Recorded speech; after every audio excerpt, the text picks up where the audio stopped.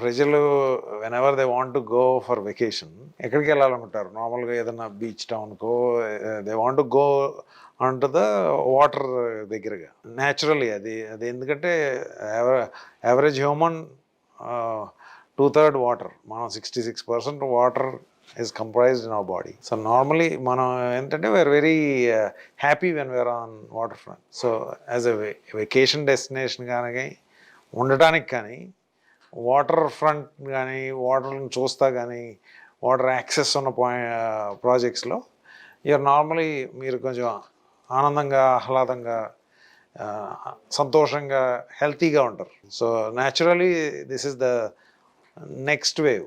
ఇప్పుడు దాకా beautiful buildings, apartments, villas కడుతున్నారు. నౌ నెక్స్ట్ ఏమవుద్ది, they want to live in a resort kind of a destination.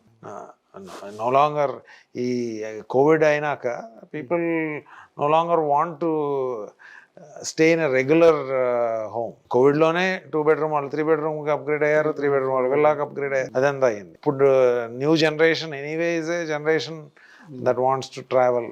బయట దేశాలు తిరిగి వస్తున్నారు. They want our country also to be like that. మనం ఏం తక్కువ.